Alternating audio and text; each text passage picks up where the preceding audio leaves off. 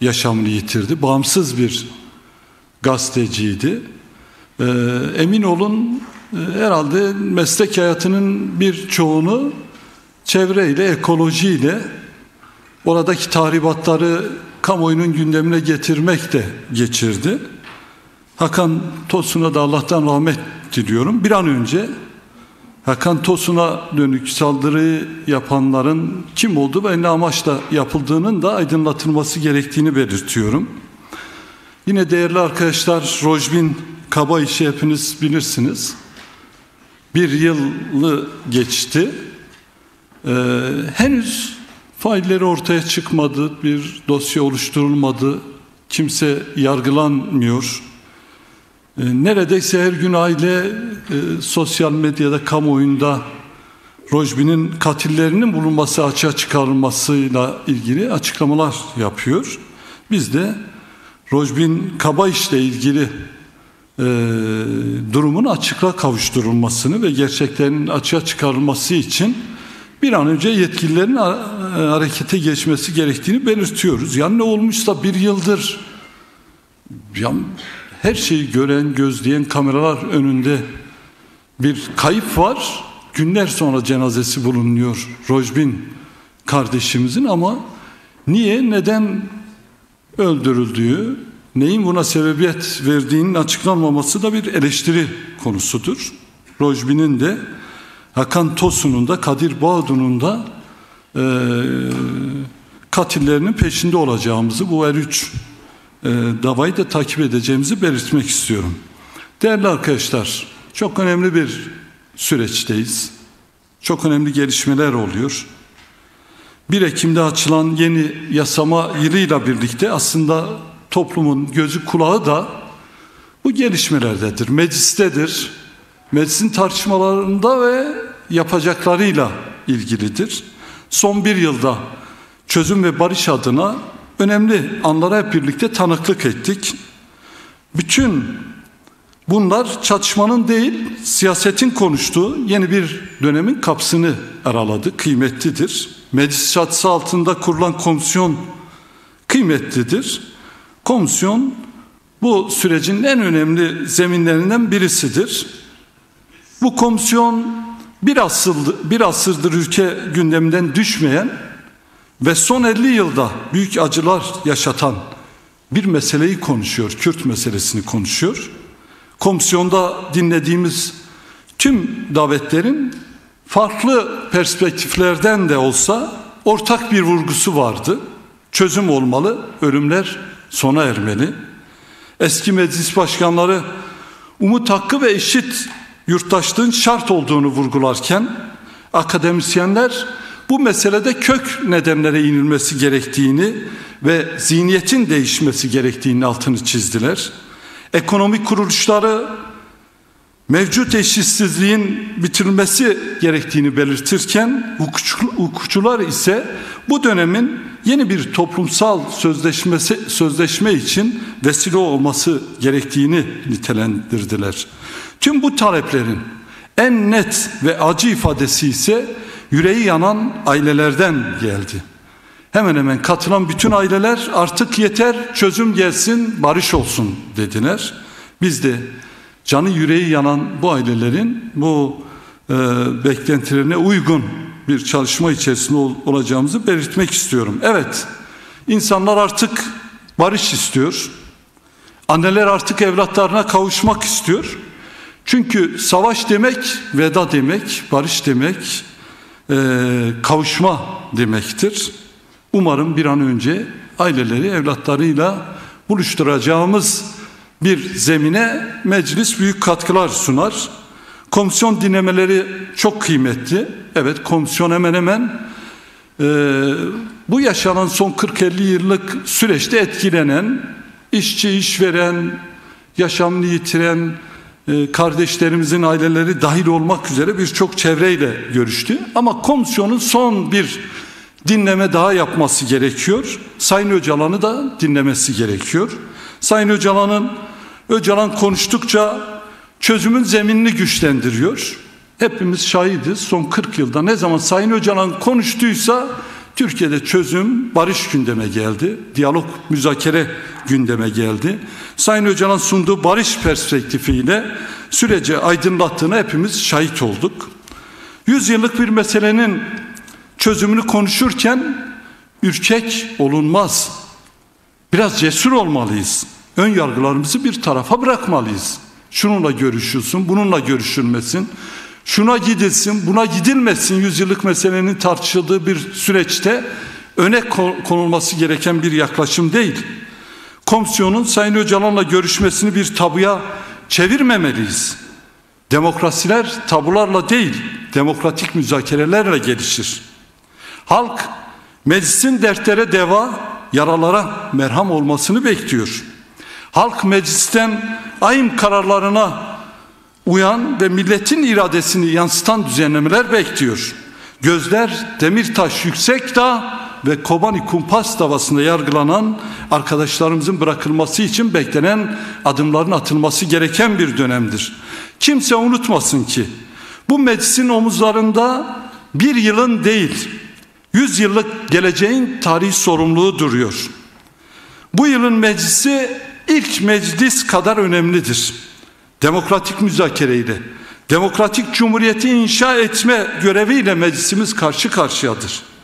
Türkiye'nin %95'inden fazlasını temsil eden meclise sesleniyoruz.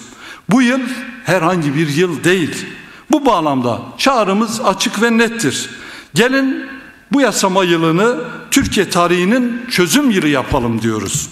Değerli arkadaşlar, bize hep soruyorlar, DEM Parti ne istiyor?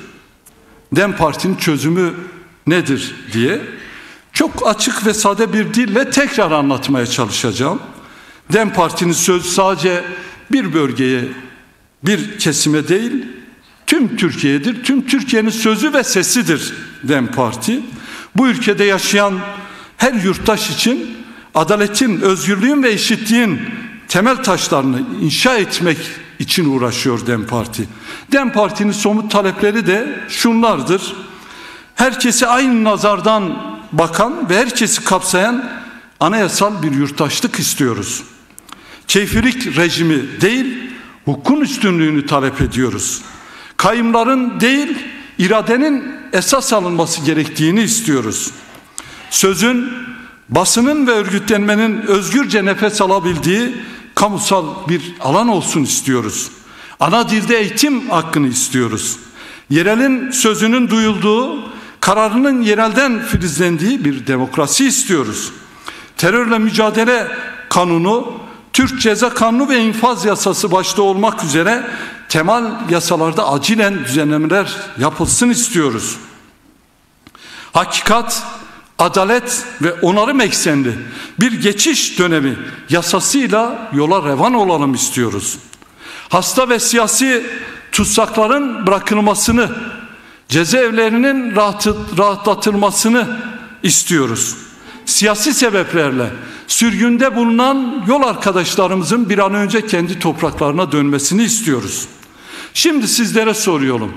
Şu ana kadar saymış olduğumuz taleplerin hangisi abartılı, hangisi uçuk, hangisi maksimalisttir? Emin olun hiçbirisi değildir. Çünkü biraz önce saydığım taleplerin tamamı, çoğu asgari demokrasinin olduğu bütün ülkelerde aslında sorun olacak meseleler değil. Peki DEM Parti bu düzenlemeleri kim için istiyor? Bütün Türkiye için, 86 milyon için istiyor. Diyarbakır'da ana dil özgürlüğü neyse İstanbul'da adil yargı güvencesi odur. Trabzon'da ifade özgürlüğü neyse Hakkari'de yerel kararlara katılım hakkı odur. Bunlar ayrı değil. Aynı özgürlük ağacının dallarıdır. Bir dal kırılırsa tüm ağaç yara alır. Mardin'deki kayyımın İstanbul'a nasıl sıçradığını hep beraber gördük. Bugün Kürt'e, Süryani'ye, Alevi'ye, Ermeni'ye yapılan ayrımcılık yarın gelir herkese döner. Bu yüzden yerel demokrasi güçlendiğinde, özgürlükler arttığında sadece bir bölge değil tüm ülke kazanır. Kürtlerin hukuku tanındığında Türkiye demokratikleşir, Orta Doğu istikrara kavuşur. Hukukta eşitlik sağlandığında sadece bir grup değil, herkes rahat nefes alır. Farklılıklara saygı kök saldığında toplumun tamamı özgürleşir diyoruz. Ve bunun mücadelesini yürütüyoruz. Evet, DEM Parti ne istiyor diye soranlara yanıtımızı verdik. Bir de DEM Parti kimin tarafında sorusuna sürekli muhatap oluyoruz. Ya işte henüz öğrencilik dönemimiz demek ki bitmedi. Bizim dışımızda da bu kadar soruya muhatap olan başka bir siyasi parti var mı? Onu bilemiyorum. Umarım artık bu soruları, cevaplarını bundan sonra tekrar etmeyiz. Evet, DEM Parti kimin tarafında sorusuna da yanıt vermeye çalışacağım. Çözüm konuşulunca birileri bizi iktidardan taraf göstermeye çalışıyor. İşte şimdi olduğu gibi. Seçim dönemlerinde ise tam tersine birileri bizi başka bir partinin payandası olarak göstermeye çalışıyor. Sonda söyleyeceğimi en başta söyleyeyim değerli arkadaşlar. Biz halktan, emekçiden ve ezilenlerden yanayız. İki siyasal kutuba sıkıştırılmak istenen toplumun nefessiyiz, sessiyiz, üçüncü yoluz.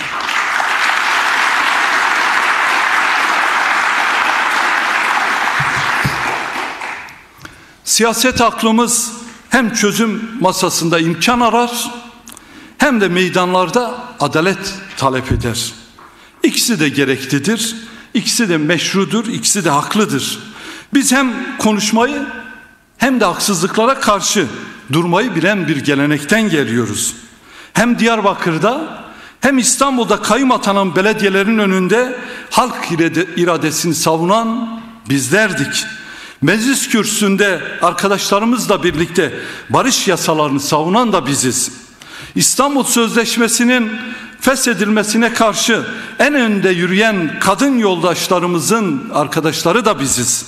Başörtüsüyle kamusal alanda var olmak isteyen kadınların mücadelesini de dün biz savunduk.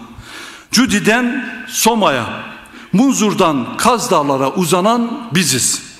Bize sıkça soruyorlar, DEM Parti hangi ittifakın içinde olacak? Cevabımız nettir ve yine samimiyetle söylüyoruz.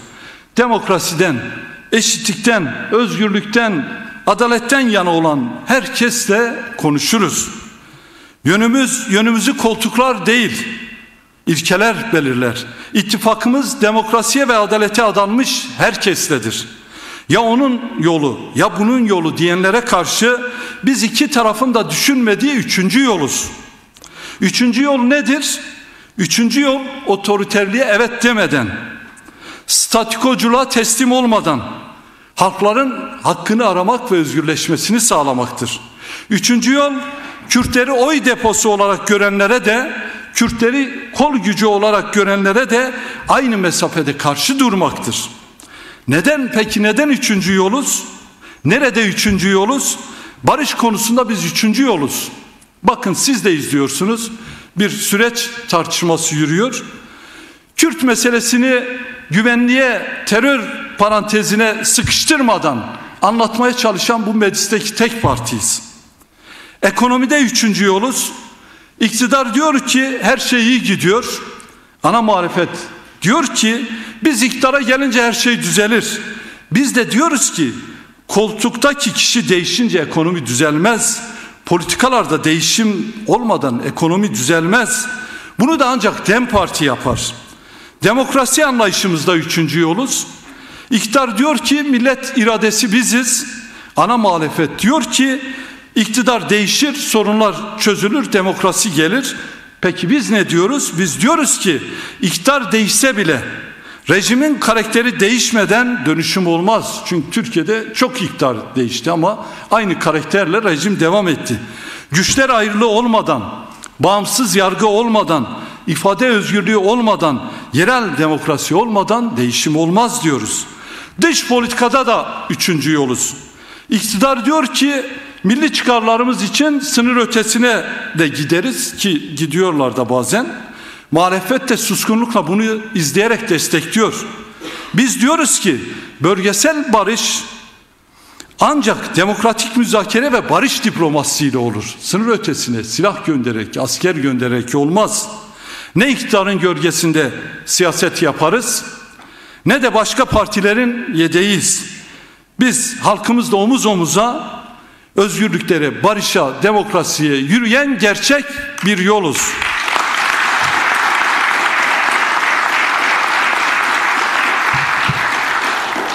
Evet, yürüdüğümüz bir yol var. Bu yol kolay değil. Bu yolun yolcuları cezaevlerinde, sokaklarda, direnişte vazgeçmeden devam ediyorlar. Ama biz bu yolun kazandıracağını biliyoruz. Umudumuz büyük. İnşallah kazancımız da büyük olacaktır. Bu vesileyle 3. yolun adı olan HDP ve HDP'nin kuruluş yıl dönümünü kutluyoruz. 15 Ekim bu geleceğin kuruluş yıl dönümüdür. Bu onurlu mücadelede bugüne kadar hayatını kaybeden yoldaşlarımızı saygı ve minnetle anıyorum. Yine başta Selahattin Demirtaş, Figen Yüksekdağ ve Kobani Kumpas davasına yargılanan arkadaşlarımız ile şu anda cezaevinde bulunan tüm arkadaşlarımızı da grup toplantımızdan selam, sevgi ve saygılarımı gönderiyorum.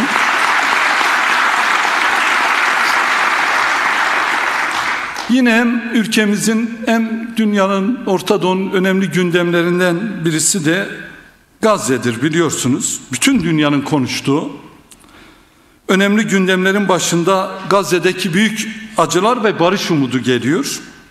Gazze'de uzun ve acı bir kabusun ardından bir ateşkes ilan edildi.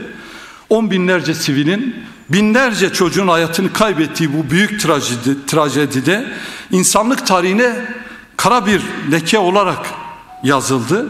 Ateşkes elbette önemlidir. Her ateşkeste hayatlar da kurtuluyor. Ama hepimiz biliyoruz ki ateşkes tek başına barış değildir. Kalıcı barış için adil, kapsamlı bir çözüm şarttır.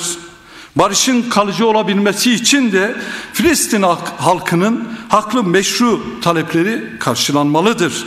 DEM Parti olarak Filistin halkının meşru haklarını sonuna kadar savunduk, savunmaya devam edeceğiz.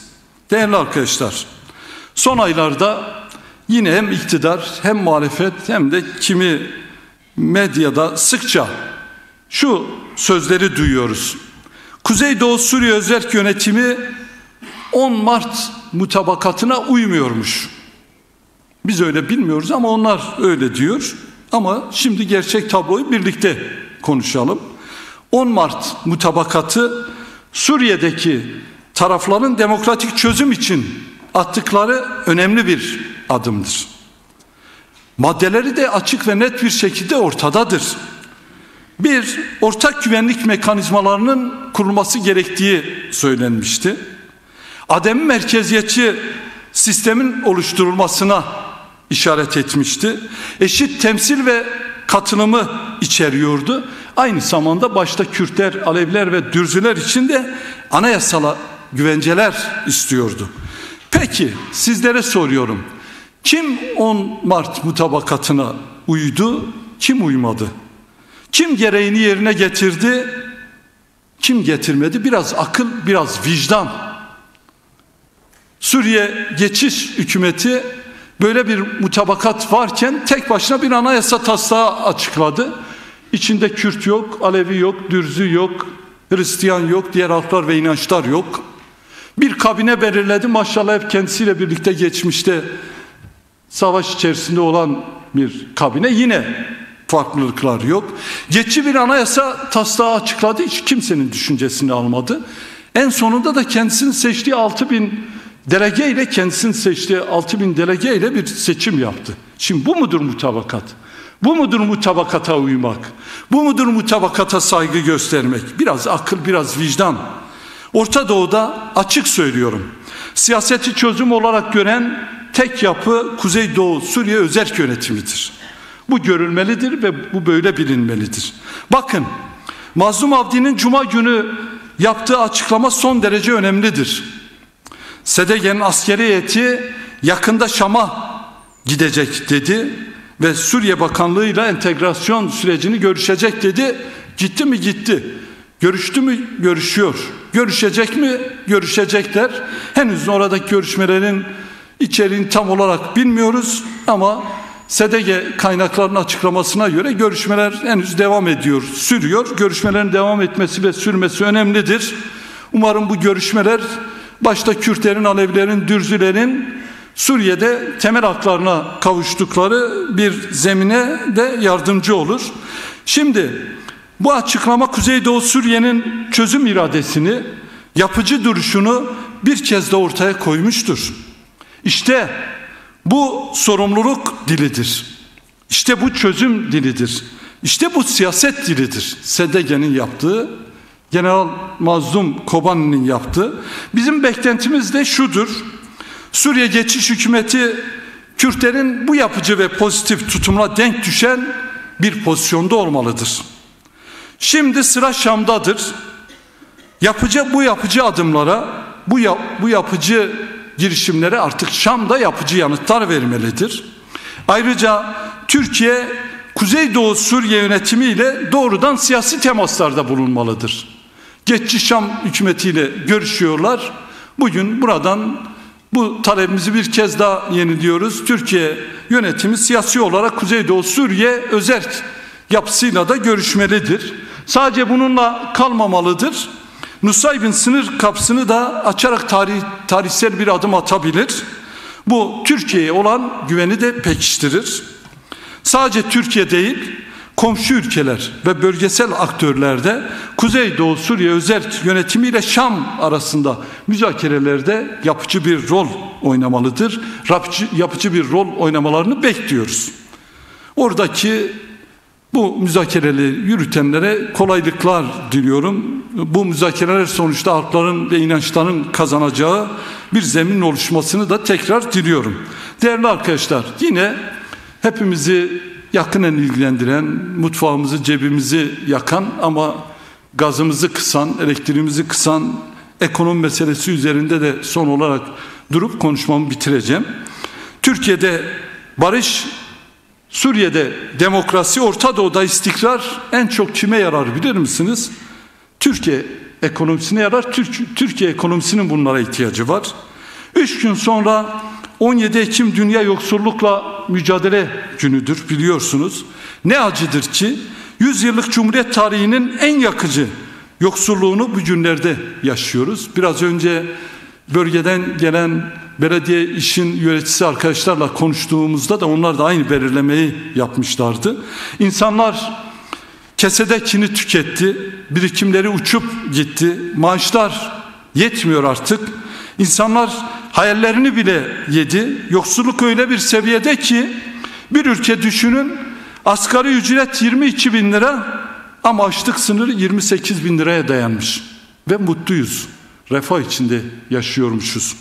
Şimdi bu ülkede adaletten, eşitlikten, huzurdan, mutluluktan, umuttan bahsedebilir miyiz? Ya da bahsedenler doğruyu söylüyor mu? Yoksulluk sınırına bakıyorsunuz 91 bin lira. 91 bin liranın altında ücret alan insanlara yoksul diyorlar. Yani bir evde 4 kişi asgari ücretle çalışsa dahi yoksulluk sınırını geçemiyor. Böyle bir ekonomik ortamda yaşıyoruz. 3 milyon aile elektrik desteği almasa elektriklerini yakamayacak. Öğrencileri akşam ödev yapamayacak.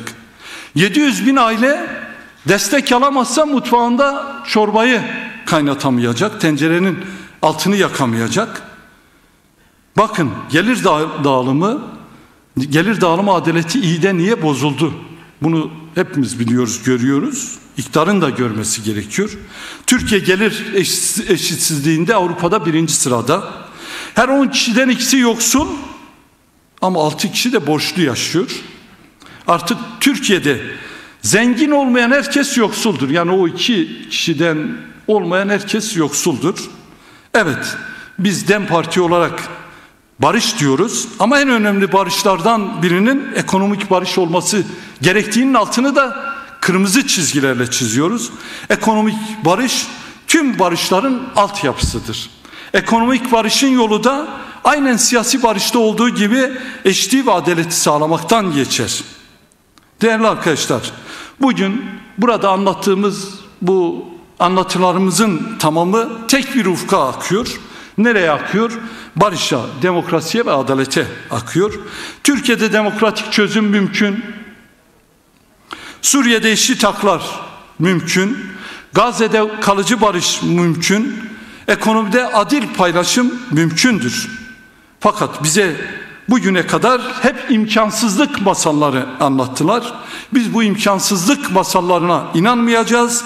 Bu mümkün olanları sokakta mücadele ederek, emekçiyle, ezilenle beraber dayanışarak değiştireceğimize dair sözümüzü bir kez daha yeniliyoruz. Yeni dönem için her zamankinden daha fazla umutluyuz. Umudu olmayan mücadele etmesin.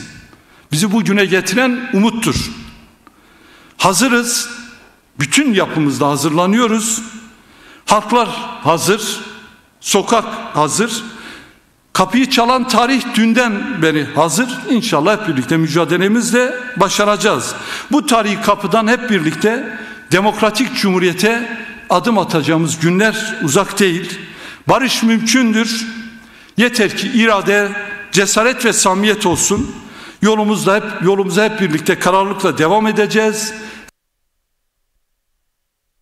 Hepinize şükranlarımı sunuyorum. Hepimize serkeftin diyorum.